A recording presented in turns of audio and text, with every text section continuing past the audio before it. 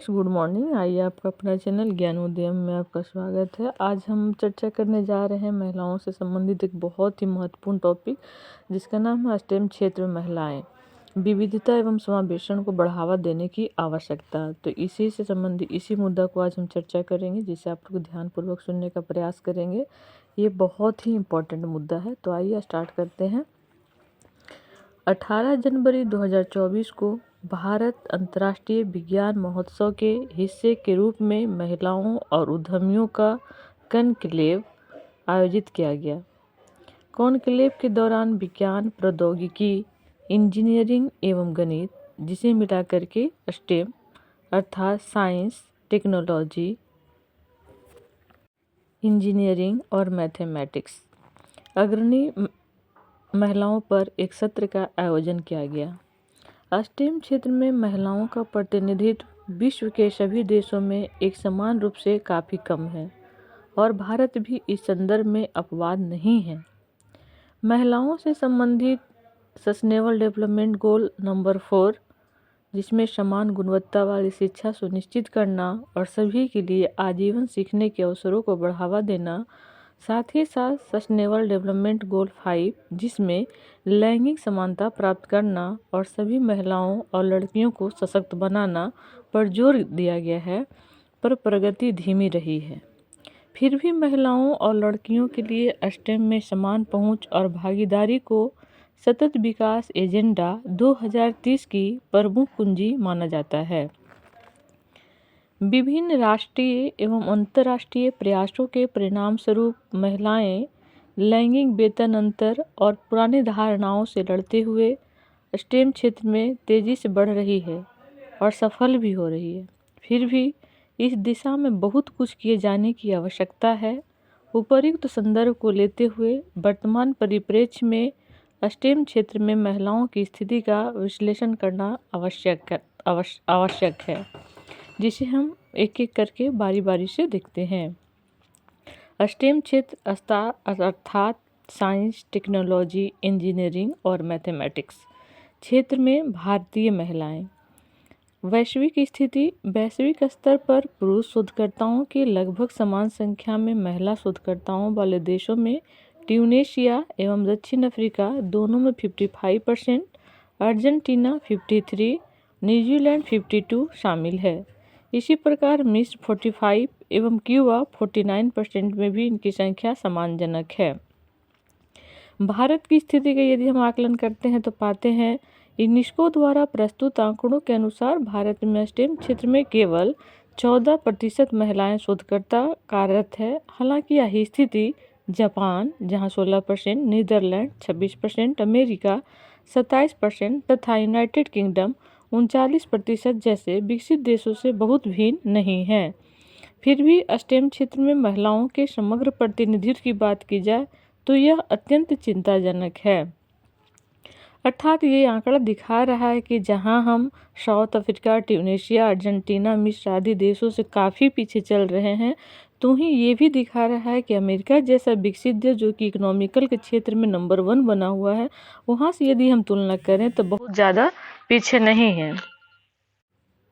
उच्च शिक्षा पर वार्षिक अखिल भारतीय सर्वेक्षण AISHE रिपोर्ट के अनुसार भारत में स्टेम पाठ्यक्रमों को चुनने वाली महिलाओं की संख्या वर्ष 2017-18 में 10,02,707 से बढ़कर वर्ष 2019-20 में 10,56,095 हो गई है।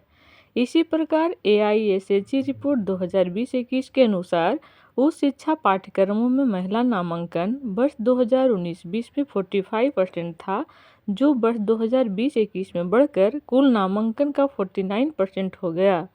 किंतु स्टेम विषयों में महिलाओं 43% का नामांकन पुरुषों 56% से कम था। अर्थात कहने का तात्पर्य है आंकड़ा ये दर्शाता है कि अभी भी पुरुषों की तुलना में महिलाएं 13% की कमी के साथ पीछे पीछे चल रही है, जिसमें सुधार की अत्यंत आवश्यकता है। नेक्स्ट, भारत में स्टेम क्षेत्रों में कुल स्नातक आबादी में लगभग 43% हिस्सेदारी महिलाओं की है।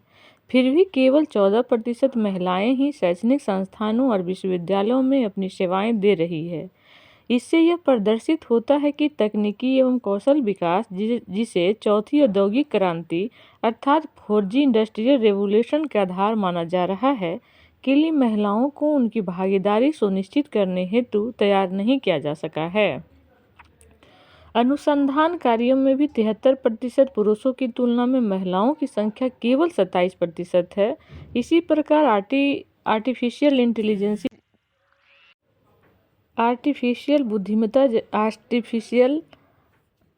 इंटेलिजेंस जैसे अत्याधुनिक क्षेत्रों में 5 पेशेवरों में से केवल एक पेशेवर अर्थात 22% महिला है। सॉरी, मैंने हिंदी और इंग्लिश मिला करके बोल दिया था, आर्टिफिशियल इंटेलिजेंस की जगह में।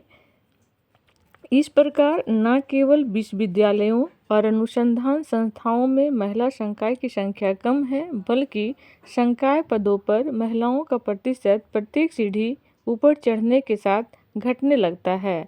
उदाहरण के लिए राष्ट्रीय विज्ञान अकादमियों के सदस्यों में महिलाओं की संख्या केवल 12% है। अब हम जानने का प्रयास करते हैं कि स्टेम क्षेत्रों में लैगिंग अंतराल का कारण क्या क्या हो सकता है। तो सबसे पहले तो पैट्रियार्की, जिसे हम पितृसत्तात्मक मानसिकता कह सकते हैं कि पितृसत्तात्मक मानसिकता विज्ञान तथा अन्य क्षेत्रों में लड़कों को लड़कियों में बेहतर मानने की गलत धारणा तथा समाज के पितृसत्तात्मक रवैये के कारण पुरुष प्रधानकार वातावरण का निर्माण होता है। इससे उत्पन्न लैगिंग असंवेदनशीलता महिलाओं को पीछे धकेल देती है। यहाँ तक कि नियुक्ति पद्धतियों के साथ फेलोशिप एवं अनुदान देने में भी पुरुषों को महिलाओं की तुलना में अधिक वरीयता दी जाती है। नेक्स्ट, रोल मॉडल की कमी। रोल मॉडल कैरियर विकल्प चुनने में एक मार्गदर्शक की भूमिका निभाते हैं। इस संदर्भ में युवा महिला छात्रों के अनुसार हेतु स्टेम क्षेत्र में महिला रोल मॉडल की कमी है। इसके अलावा हमारी पाठ्य पुस्तकों में भी इन रोल मॉडलों की कम चर्चा की गई है। महिला विशिष्ट विज्ञान संस्थानों में कमी। भारत में केवल 11% कॉलेज ऐसे हैं जो विशेष रूप से महिलाओं के लिए खोले गए हैं। इनमें भी अधिकांश में विज्ञान के स्थान पर कला और वाणिज्य के पाठ्यक्रमों में शिक्षा प्रदान की जाती है। अगला, आर्थिक कारण। सामान्य रूप से कला अथवा वाणिज्य की डिग्री की तुलना में विज्ञान की डिग्री प्राप्त करना अधिक महंगा होता है। स्टेम क्षेत्र में महिलाओं को आगे बढ़ाने में यह एक बड़ी बाधा है। शैक्षणिक एवं कार्यस्थल का वातावरण। आज भी महिलाओं के लिए शैक्षणिक एवं कार्यस्थल का वातावरण संतोषजनक नहीं है। महिलाओं के अनुकूल बुनियादी ढांचे की कमी भी इस दिशा में एक प्रमुख बाधा है। अब हम देखते हैं कि आखिर सरकार इसके लिए क्या क्या कर रही है। तो संस्थानों में बदलाव के लिए लैंगिक उन्नति, जिसे गति का नाम दिया गया है, यह विज्ञान और प्रौद्योगिकी में लैंगिक समानता को बढ़ावा देने के लिए विज्ञान एवं प्रौद्योगिकी विभाग के तहत एक पायलट परियोजना है। अगला, पोषण के माध्यम से अनुसंधान उन्नति में ज्ञान की भागीदारी अर्थात किरण, यह महिला वैज्ञानिकों को प्रोत्साहित करने और पारिवारिक कारणों से महिला वैज्ञानिकों को शोध कार्य छोड़ने से रोकने के लिए विज्ञान एवं प्रौद्योगिकी विभाग के तहत एक महत्वपूर्ण योजना है। नेक्स्ट, खोजपूर्ण अनुसंधान में महिलाओं के लिए अवसरों को बढ़ावा देना। ACRB पावर, यह अनुसंधान एवं विकास गतिविधियों में संलग्न भारतीय महिला वैज्ञानिकों के लिए समान पहुंच और महत्वपूर्ण अवसर सुनिश्चित करने में सहायता करता है। इसके 2 घटक है, ACRB पावर फेलोशिप और ACRB पावर रिसर्च अनुदान। महिला विश्वविद्यालयों में नवाचार और उत्कृष्टता के माध्यम से विश्वविद्यालय अनुसंधान का समैंकन अर्थात CURIE कार्यक्रम। इसके तहत विज्ञान एवं प्रौद्योगिकी के क्षेत्र में महिलाओं की भागीदारी बढ़ाने के लिए अनुसंधान संबंधी बुनियादी ढांचे के विकास और अत्याधुनिक अनुसंधान प्रयोगशालाओं के निर्माण के लिए केवल महिला विश्वविद्यालयों को समर्थन प्रदान किया जा रहा है।